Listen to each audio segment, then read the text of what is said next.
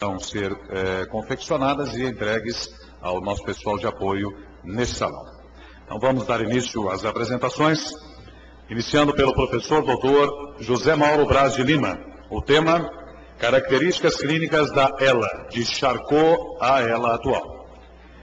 O Dr. José Mauro Braz de Lima é professor associado da Faculdade de Medicina da UFRJ e diretor do Hospital Universitário São Francisco de Assis, também da Universidade Federal do Rio de Janeiro. Bom dia, doutor. Fique à vontade. Conosco o professor doutor José Mauro Braz de Lima. Fique à vontade. É só o senhor apertar o botãozinho aqui. Tem um botãozinho aqui na frente. Embaixo. Bom dia a todos. Com uma honrosa satisfação que nós vamos participar desse evento, que estamos participando desse evento, e teria que agradecer especialmente a Abrela, a organização, né, que vem nesses últimos 10 anos, quando em 97, 98, nós aqui estivemos junto com a Cari e com o grupo da Sanofi Eventos e outros colegas daquela época, participando da fundação da Abrela. Então, com 10 anos de idade, já é uma entidade adulta, já é uma entidade bastante consistente e permite fazer esse belo evento. Então, para nós do Rio de Janeiro, da UFRJ, e trabalhando com essa doença, a esclerose amiotrófica, há tanto tempo, isso reverte numa constatação assim, da maior significância, que é poder estar vendo a associação, a agregação de tantos valores e tantos profissionais e os pacientes e cuidadores, quer dizer, todos os atores importantes participando de um evento como esse, representando a cada ano o crescimento da entidade e o crescimento do interesse e da dedicação a todos que trabalham com essa enfermidade. Bem,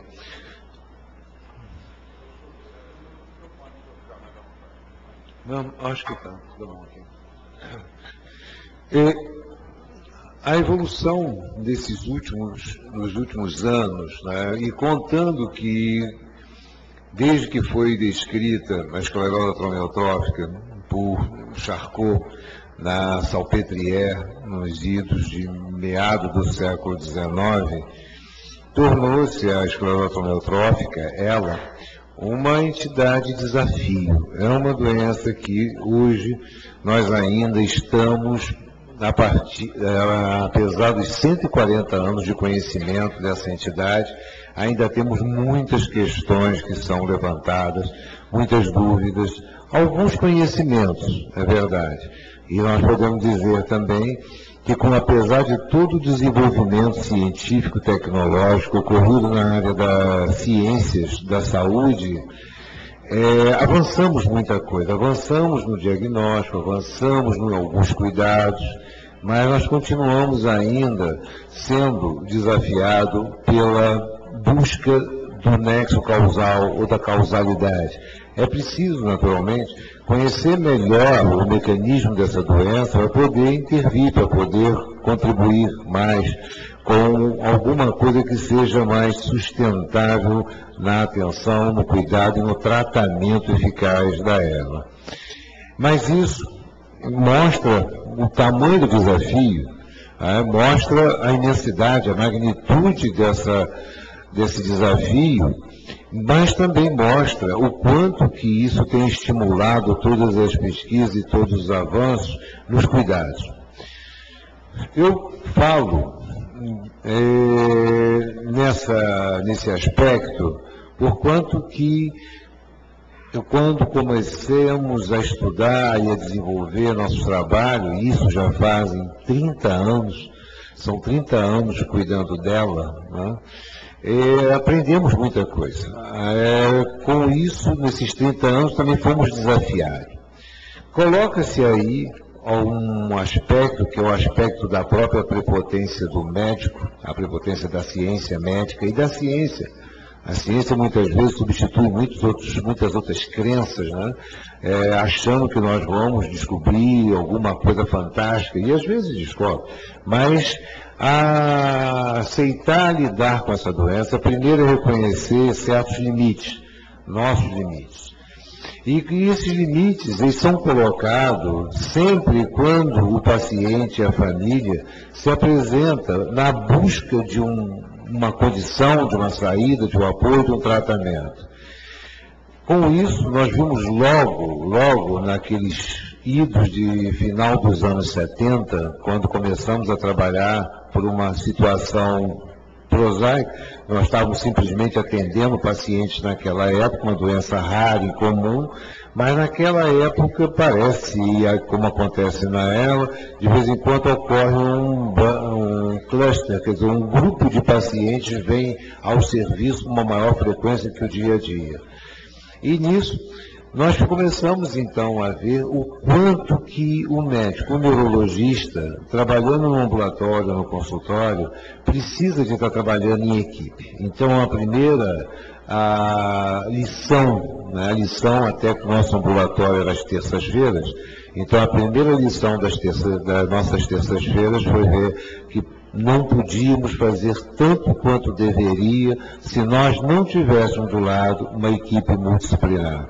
Então, nos anos 79, 80, nós constituímos a primeira equipe, uma equipe multidisciplinar. Então, eram enfermeiros, psicólogos, assistentes sociais, físio, fono, isso naturalmente porque estava no hospital universitário. Então era favorecido pelo fato de estar no hospital universitário conclamar e convidar essa equipe.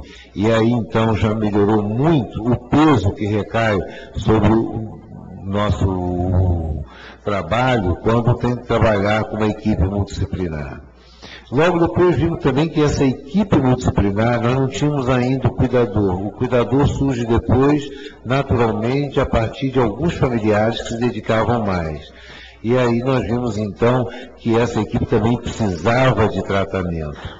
Que é uma coisa que nós começamos a observar quando tratávamos nas sessões clínicas particulares, especiais do serviço, que se essa equipe também não fosse cuidada através de grupo Barent, de psicólogos que a tratavam da própria equipe, quer dizer, no sentido de ajudar, de apoiar, nós também não teríamos feito maiores progressos.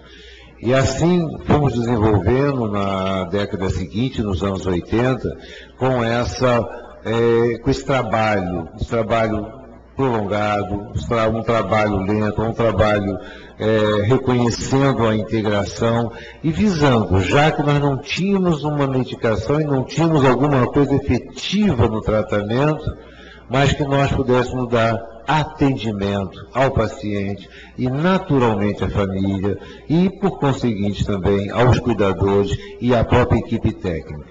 Então, isso foi a grande lição de abertura que nós tivemos, que nós não damos conta sozinhos.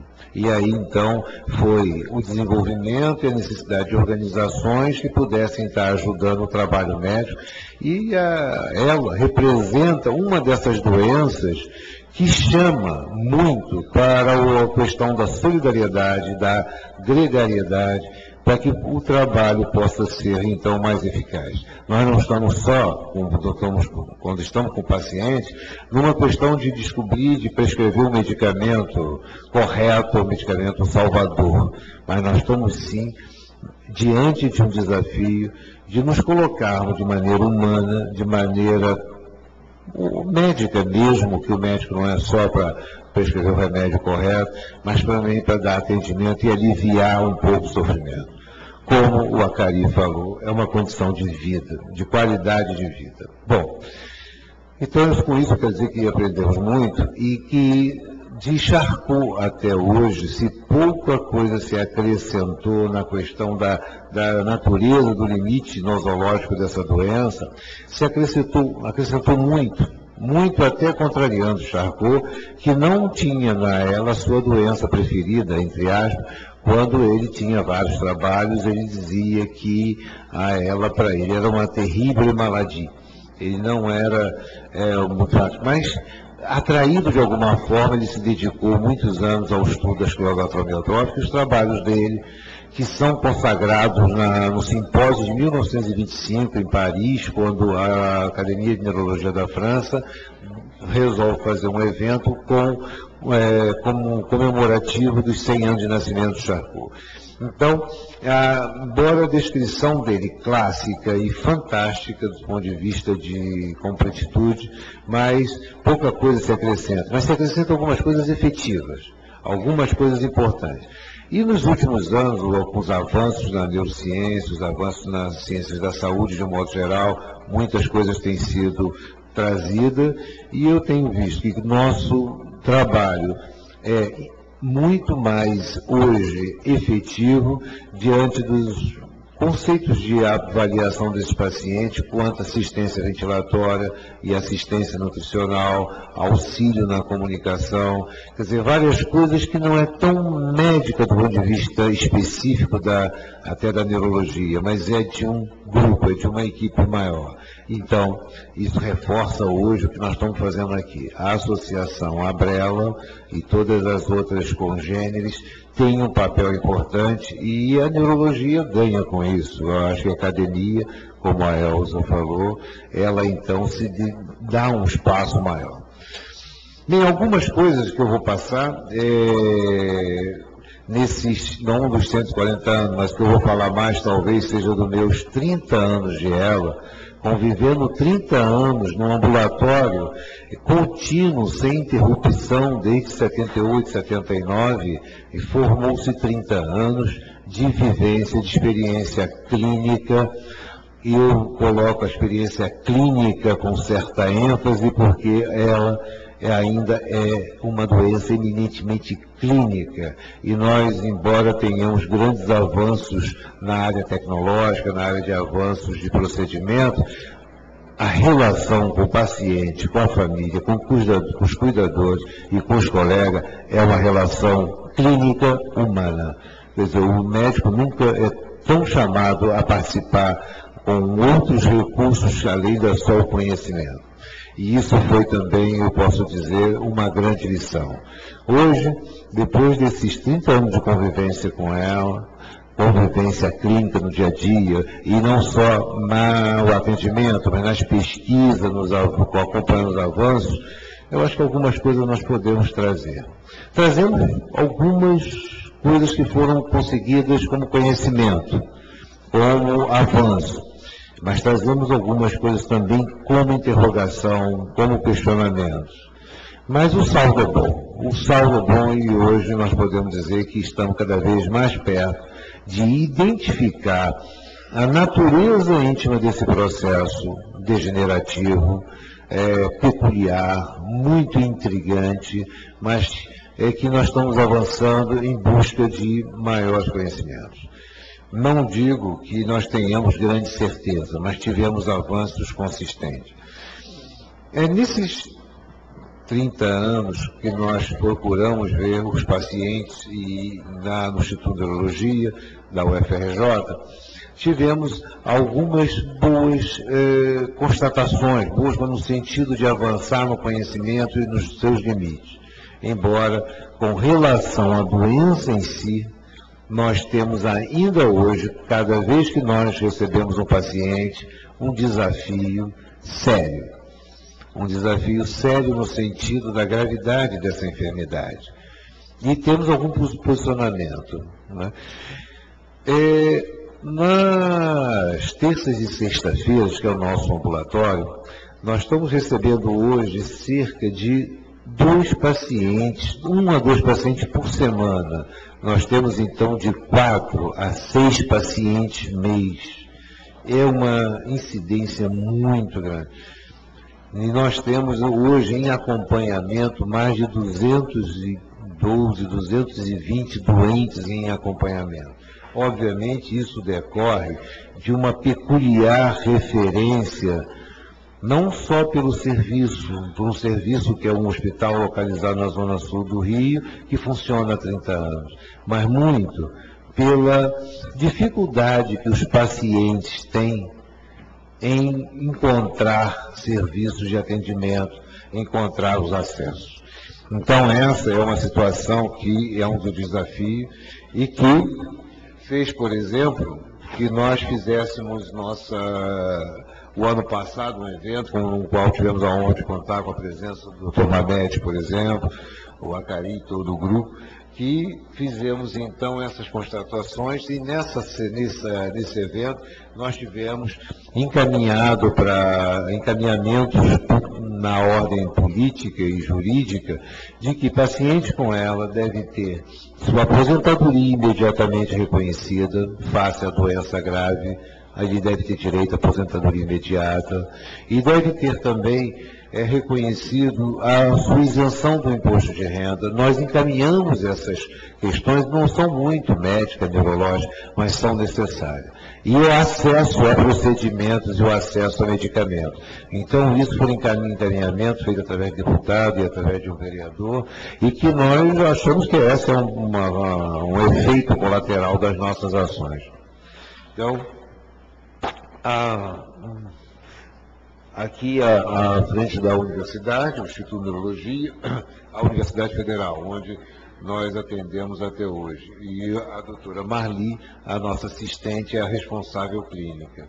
Então, só para ver ali a Salpêtrière, onde Charcot fez essa descrição, inclusive, quando Charcot descreve, ele faz essa descrição nesse período, os dois primeiros casos deles eram duas mulheres, de 30 e poucos anos, 39 anos, quer dizer, 38 e 39 anos. Então, foram os casos príncipes. Né? As lições, quer dizer, que está registrado aqui com a presença de vários assistentes, em que esse mestre da neurologia francesa, que dá nome à doença de Charcot, o nome reconhecido, pertinente, que ele fez toda a descrição, não só clínica, como também anatopatológica. Bom, nesses 30 anos, né, nós tivemos que acompanhar quanta coisa mudou, quantas coisas avançaram no nível da ciência, e continuamos ainda nos referindo a ela, a doença de Charcot, como essa doença desafio. E ela continua como tal. Essa vivência que nós teríamos aqui um bom tempo para expor, mas que nós podemos resumir, que são histórias de vidas de pacientes, das famílias, de colegas, de pessoas, inclusive médicos com ela, quer dizer, era um desafio especial. Tá? O quanto que aprendemos com essas experiências. Não dá para ficar muito seguro da nossa ciência, como em outras áreas pode aparecer, seguro no sentido que dominamos, mas dá para ficar cada vez mais solidário. Né? Então, a doença é uma doença já ou demais conhecida, quer dizer, conhecida no sentido das descrições, como doença degenerativa, progressiva, fatal. Essa tem seus limites nosológicos, aqui na questão da parte de limites clínicos, temos a chamada forma esporádica ou clássica, e as suas variantes, hoje reconhecidas, né, e hoje já tratadas. A ela familiar, que é uma entidade também bem definida, a ela Nadiguan e outras formas, ainda interrogações se perguntarmos, a ela familiar é a mesma doença da ela esporádica? É uma pergunta. Eu tenho sido levado a acreditar que não. A ela familiar é uma entidade, a ela esporádica é outra entidade, embora a expressão clínica seja superposta e semelhante. Bom, essa questão do diagnóstico diferencial, tão importante, ela nos faz não fugir do comentário de um critério clínico de diagnóstico de herpes escorial. Para nós, esse critério é um critério que foi lançado e discutido na última década. É importante saber se o indivíduo tem uma doença ou ele tem um quadro clínico sugestivo. Mas para nós hoje, cada vez mais nós ficamos, ou o paciente tem uma ELA doença, e aí nós dizemos, tem ELA, a conduta é essa e essa. Ou ele não tem ELA. Enquanto nós não temos um diagnóstico definido, nós consideramos a ELA síndrome, porque é muito difícil e até certa forma delicado dizer para um paciente que ele tem uma ELA possível, uma ELA provável. Dizer para um paciente, ó, você pode dar um câncer, talvez tenha um câncer. Eu acho que é uma doença tão séria e tão grave que a nossa conduta tem sido essa. Com a equipe eu tenho colocado, ou é doença ou não é doença. Enquanto nós não sabemos o que dói para a nossa vaidade, nós evitamos dizer que seja ela definida. Então nós chamamos, é uma síndrome, é uma doença neuromotor em esclarecimento. Quando tem tudo para ser esclarecido, é ela e aí vamos cuidar disso. Então, isso para fugir do diagnóstico de possível e provável, que deve ser restrito à questão de pesquisa e à questão epidemiológica. Bom, o valor dos exames hoje, que nós temos também dado ênfase, é o valor do exame da eletroneuromiografia e da neuroimagem. Aqui algumas fotos de pacientes com a forma clássica, e aqui as formas que chegam na fase mais avançada com a assistência ventilatória. Aqui uma foto do famoso Stephen Hawking, que tem uma forma de doença neuromotor muito peculiar. Eu não sei se isso é ela mesmo. Isso é uma forma juvenil muito atípica, porque já está durando quase 40 anos. Ele começou no início dos anos 70 e até hoje. Hoje, aliás, ele está internado. Ele está sendo atendido num hospital em Londres hoje. Mas, de qualquer forma, o quadro clínico é muito sugestivo e é uma doença do neurônio motor e pode ser um processo mais variante. Essa é uma também imagem que nós trazemos, por quanto que alguns dos questionamentos se a ela é somente uma doença do neurônio motor. E na descrição de Charcot, desde 140 anos, e faz parte da clínica neurológica, é considerar que a doença seria uma doença que evoluiria sem comprometimento cerebral. Ok, 97% das vezes não tem nenhuma alteração mental detectável, mas nós temos formas, e essa daqui é uma situação muito peculiar de um cérebro de um paciente que faleceu com ela, e nós fomos no exame que fez parte de um trabalho, foi a nossa tese de doutorado em 88, portanto há 20 anos, nós trabalhamos na anatomia patológica, no departamento de anatomia patológica, demos atenção especial ao lobo frontal e foi verificado em muitos casos um processo como esse. Esse processo, os senhores veem, lembram muito a chamada alteração espongiforme, alteração esponjosa. A encefalopatia espongiforme de Creutzfeldt-Jakob, uma doença rara, e mais recentemente a famosa doença da vaca louca. E a doença do scrap, doença em animais. Então hoje, essa é que se discute tanto, se fala tanto da forma demencial da ELA, é curioso essa observação que ainda merece maiores estudos. Bom, o que nós podemos também valorizar nesse tempo, não tanto de Charcot, mas nas últimas décadas, foi a estratégia de tratamento. Aqui, quando nós falamos de tratamento, quer dizer, quando falamos de vários procedimentos, é valorizar diversas questões, mas focando sobretudo, focando a questão da qualidade de vida, não só para o paciente, como para o próprio familiar, os cuidadores. Então, isso foi talvez o nosso procedimento, o cuidado, uma maior humanização no tratamento dos pacientes, e isso alivia relativamente o seu sofrimento. Né? Mas algumas coisas, só para encerrar, eu gostaria de chamar a atenção para algumas observações. Então, nesse caso, quer dizer, essa forma, a forma esporádica ou clássica, são desafios. É uma doença autônoma, é uma doença que tem início, meio e fim. Ainda são questionamentos que eu tenho ainda, não diria com certeza, mas 30 anos, isso nos leva a crer que é uma doença autônoma com uma certa identidade nosológica. Quando nós consideramos vários aspectos e peculiaridades, né, na questão de uma das hipóteses etiológicas, já se estudou tantas possibilidades, eu vejo hoje o nosso grupo, que nós não poderíamos deixar hoje de pensar que essa doença possa ter uma relação com o tipo de patologia das doenças priônicas. Não está afastado. E o fato de não conhecer não quer dizer que não existe. O fato de não conhecer quer dizer que daqui a algum tempo, daqui a alguns anos, podemos conhecer. Mas as suas similitudes com doenças degenerativas, tipo das doenças priônicas, é muito grande e é muito peculiar. Portanto, é um dos desafios. A outra condição que seria ela uma doença apenas neuromotor. Hoje os dados têm nos levado a dizer que parece não ser apenas uma doença neuromotor, como o Lord Brain colocou há 30 anos o grupo das doenças neuromotor. É uma doença neuromotor, mas tem outras alterações além do neuromotor. As alterações neurocognitivas, ditas como o aspecto negativo no diagnóstico, elas estão presentes sim. Estão presentes de uma forma muito mais frequente do que a gente imagina.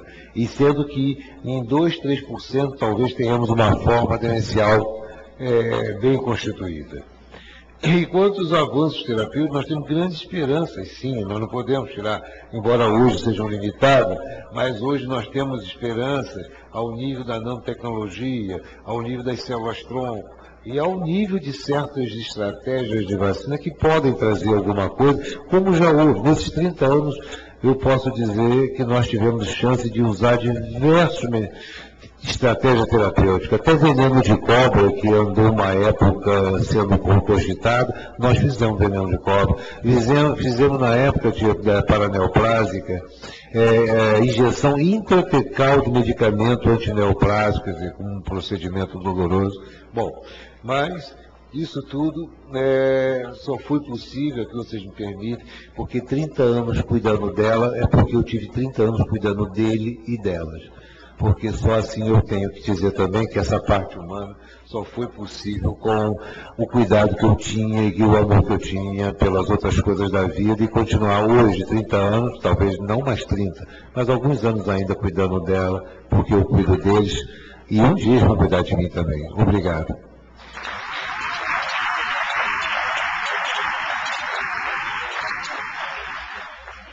Inicialmente, nossos agradecimentos ao professor Dr. José Mauro Braz de Lima, que logo após as 3 apresentações que teremos a seguir, retorna à mesa para o debate. As perguntas, àqueles que desejarem, já podem ser encaminhadas à organização desse simpósio. Muito obrigado.